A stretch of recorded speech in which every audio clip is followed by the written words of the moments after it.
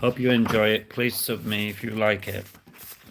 There must have been many times when the management of the Empire Theatre, various companies of actors, and even the local newspaper despaired of Swindon's attitude towards quality theatre.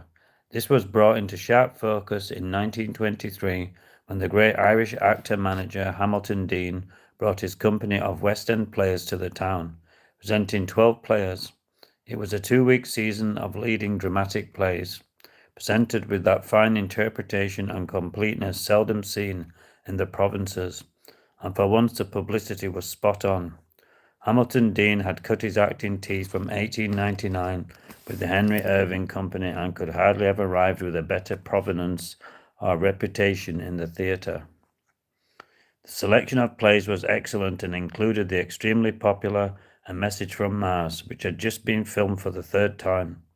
Dean had recently formed his own touring company and was writing his famous stage interpretation of Dracula, which was performed for the first time the following year. Swindon, perhaps simply ignorant of the giant in its midst, or maybe disinterested in live theatre, failed to respond, and at the start of week 2, the town was rebuked by the local newspaper. The poor support that had been extended to Mr. Hamilton Deane and his excellent company at the Empire Theatre prompts one to ask, what does Swindon want? Dramatic fare of the quality that was served up last week would have filled a theatre in many other towns, and in many places money would have had to be turned away. But not once at the Empire last week was the house entirely full, and more often than not it was more than half empty.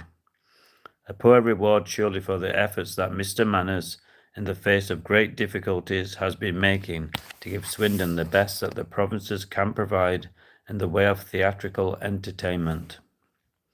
It was becoming clear that respectable actors, significant plays, and quality acting on which Manners had built his reputation, and which he steadfastly maintained as being his theatrical aim, did not necessarily accord with the preferences, insofar as there were any, of his audiences. Swindon generally had never been really comfortable with classic theatre. Those who enjoyed it were now in the minority, and the majority were looking towards a loosening of the entertainment stays. It was, after all, the 1920s. Artistically, Alfred Manners stuck to his guns. He pulled off what was, in terms of provincial theatre, a successful masterstroke when he booked Seymour Hicks, the world-famous actor, author and producer, to make a personal appearance in November 1923. Hicks would be knighted in 1935 for his services to the theatre. He came with the entire West End company of the English version of Sacha Gainsborough's daring farce, Sleeping Partners. Comprised himself, Mabel Green, Stanley Turnbull, and Frederick Wills. It was an expensive production, but Manners maintained normal seat prices and the performance was a triumph.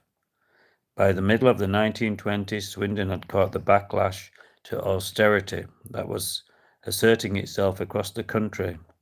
The changes in fashion, music, and morals that characterized the new freedom of the Jazz Age, the Art Deco era. Suddenly, stage reviews were back in fashion. Swindon's audiences wanted frivolity, the kind of slapstick that they saw on the cinema screens, and they looked for silver sirens on the stage. In 1925, the Empire put on 20 reviews with titles like April Showers, Around the Town, and Attaboy. Another one was London Day and Night with Charlie Jones. The Swindon Evening Advertiser noted that he had filled out considerably since his previous appearances. Hello, viewers, but was well received by his audience. Swindon Theatre, which included some men who, as boys, had been at school with him. Not all the stage reviews were appreciated by the local newspaper. Their critic of What Ho, which played a week at the beginning of 1926, decided that it was not done to the best of taste. He was particularly scathing of Mark Rivers, comedian, who would be well advised to cut out many of the alleged jokes because they were not funny and did not have the saving grace of being clean and wholesome. The prudish reviewer went on to write of the bare-legged and bare-backed chorus, whose singing and dancing he nonetheless enjoyed. and of other acts that he found agreeable, but one nonetheless had a vision of a provincial, lemon-lipped reviewer who had not moved with the times. Hello, viewers, please sub me. Someone who was thinking of moving was Alfred Manners. The Empire Theatre had been built in a slightly isolated position a little to the east of the town centre, but by the 1920s residential Swindon was also developing eastwards. The expansion devoted on Granville Road, on which was the Empire's main entrance. Yet during the opening years of the 20s, the theatre had not done as well as Alfred Manners had hoped.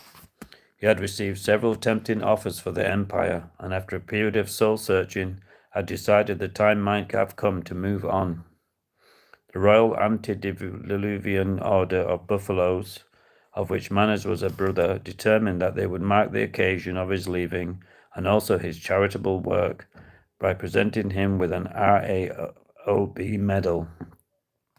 It was arranged that this should take place on 20th September 1920, between the second and third acts of the play The Master of the House. The assemblage of luminary buffaloes, wearing the chains of their order, duly appeared at the prescribed time, and Manners was given his medal. In his speech, the popular manager made it clear that he had decided to stay on, to the following January at least. In the event, it was to be 5 more years before he gave up his job. The History of Swindon Theatre by Roger Traherne. Please subscribe if you've enjoyed it. More to come.